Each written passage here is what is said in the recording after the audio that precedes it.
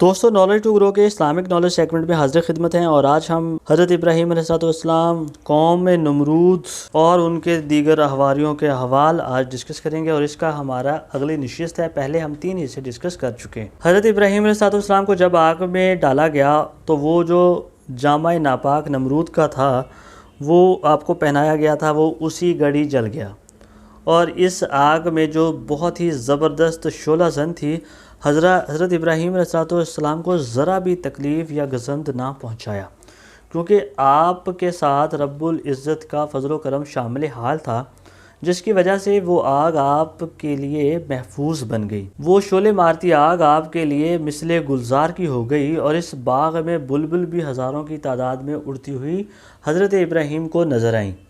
ان بلبلوں نے بھی اس باغ آتشی میں نشیمن بنائے، اور اسی وقت غیب سے آواز آئی، ترجمہ: ہم نے کہا اے آگ ٹھنڈی ہو جا، سلامتی ہو ابراہیم پر، اور جن لوگوں نے ان کا برا چاہا ہم نے ان لوگوں کو نقصان میں ڈالا۔ پھر اس میں ایک چشمہ پانی کا بھی جاری ہوا، اور حضرت ابراہیم علیہ السلام کے لیے حضرت جبرائیل علیہ السلام نے ایک تخت بہشت سے لایا، اور ایک بہت ہی اعلیٰ قسم کا لباس بھی ان کو بہشت سے لا کر پہنا دیا، اور اسی تخت پر حضرت ابراہیم علیہ السلام کو بٹھایا۔ جس رسیوں سے باندھ کر حضرت ابراہیم علیہ السلام کو منجنیق کے ذریعے آگ میں ڈالا گیا تھا، وہ رسیاں بھی جل گئیں، لیکن آگ نے حضرت ابراہیم علیہ السلام کو ایک سر منہ برابر بھی نقصان نہ پہنچایا۔ پھر یہ دیکھ کر حضرت ابراہیم علیہ السلام بھی بہت ہی متحیر ہوئے، اور حضرت ابراہیم علیہ السلام کی طرف نظر اٹھا کر دیکھا تو حضرت ابراہیم علیہ السلام کہنے لگے کہ اے بھائی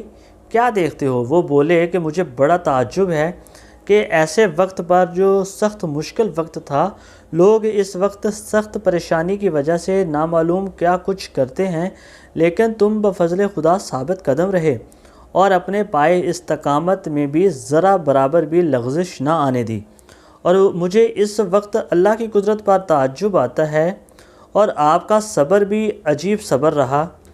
ایسے اہم مقام میں آپ نے سوائے خداوند کریم کے کسی سے بھی کوئی حاجت طلب نہ کی، اور نہ کوئی مدد مانگی، اور نہ اس کے متعلق کسی سے کچھ کہا۔ اس لیے یہ معجزہ اور رحمت خدا نے تم کو بخشا، اور تم سے پہلے ایسی عنایت کسی پر نہ ہوئی۔ اور کہتے ہیں کہ جو درخت جلے تھے ان کی شاخیں بھی تر و تازہ ہو گئی، میوے لائیں، اور حضرت ابراہیم علیہ السلام کی چاروں طرف نرگس و بنفشہ کے پھول کھل رہے۔ نمرود ایک بڑے سے مینار پر چڑھ گیا، اور اس نے جب حضرت ابراہیم علیہ السلام کو اپنی نگاہ سے دیکھا تو بہت ہی حیران و پریشان ہوا۔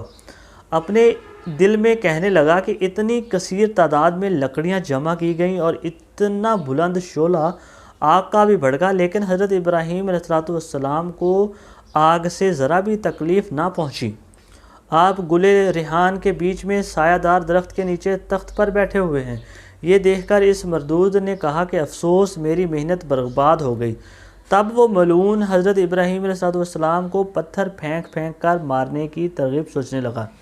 اس نے قوم کو حکم دیا پتھر مارنے کا۔ پتھر مارے گئے، لیکن بحکم خدا وہ تمام پتھر جو مردود لوگ اور کافر لوگ پھینک رہے تھے وہ ہوا میں معلق ہو گئے، اور ایک گہرے ابر نے آپ پر سایہ کر دیا، یعنی بہت ہی گہرے بادل نے آپ پر سایہ کر دیا، اور اس ابر سے اتنا پانی برسا کہ اس پانی سے آتش نمرود بالکل بجھ گئی۔ بادشاہ کا وزیر حامان بھی اس بلند مینار پر چڑھ کر با آواز بلند کہنے لگا، یعنی راست نیک ہے، یعنی ابراہیم تو نیک ہے، پروردگار تمہارا کہ ایسی آگ سے تمہیں نجات بخشی اور تمام عالم میں بزرگ بنایا۔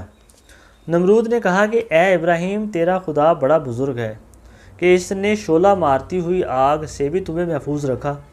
اور یہ کہتا ہوا نمرود مردود اپنے گھر چلا گیا۔ پھر اس کے بعد نمرود ایک بہت ہی گہری سوچ میں مبتلا ہوا۔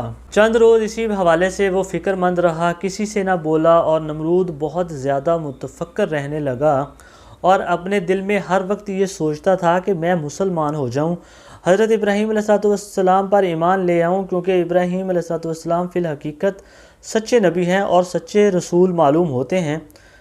پھر اس بات سے بھی خوف کھاتا تھا کہ اگر مسلمان ہو گیا تو میری کل بادشاہی برباد ہو جائے گی اور پوری قوم میری دشمن ہو جائے گی۔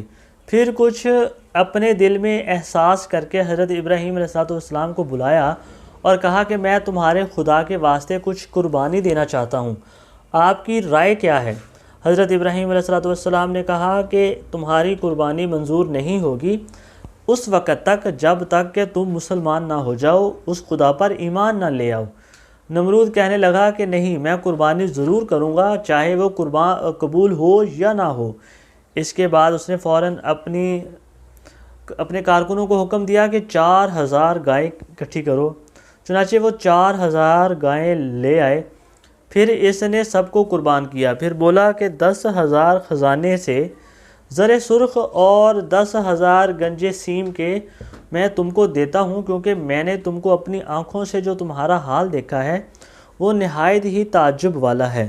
یعنی حضرت ابراہیم علیہ السلام کو اس نے بہت بڑا انعام و اکرام دینے کی خواہش کا اظہار کیا نمرود لعین نے، لیکن آپ نے منع فرما دیا۔ وہ کہتا ہے کہ میں بہت ہی تعجب ہے کہ تم کو اللہ نے اتنی بڑی کرامت بخشی جو آج تک کسی کو بھی عنایت نہیں کی گئی۔ نمرود کا خیال سن کر حضرت ابراہیم علیہ السلام نے اس سے کہا کہ میرا خدا جو دیتا ہے وہ بے عوض دیتا ہے، اور جو مال تیرے پاس ہے وہ بھی اسی کا دیا ہوا ہے۔ یہ کہہ کر حضرت ابراہیم علیہ السلام وہاں سے چلے گئے۔ پھر نمرود کا وزیر آیا اور اس نے کہا کہ ابراہیم نے وہ سب بزرگیاں آتش پرستی کے سبب دکھائی ہیں۔ اس طرح کی چند باتیں اس نے کی کہ آگ ایک فرشتہ ہے، جسے وہ چاہتا ہے عذاب کرتا ہے اور جس کو چاہتا ہے عذاب نہیں کرتا۔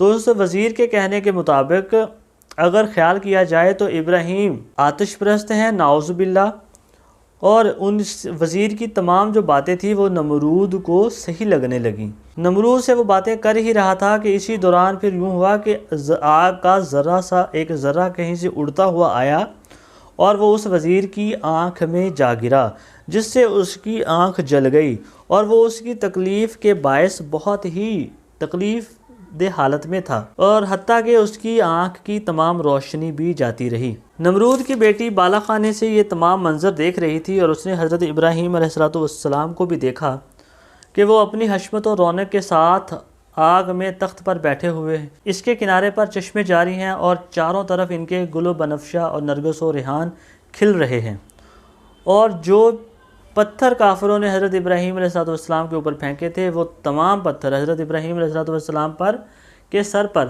ابر کی مانند معلق تھے، یعنی انہوں نے بادل کی طرح سایہ کیا ہوا تھا۔ حضرت ابراہیم علیہ السلام اپنے رب کا بلند آواز سے نام پڑھ رہے تھے۔ نمرود ملعون نے اپنی بیٹی سے پوچھا کہ تو نے وزیر کو دیکھا ہے؟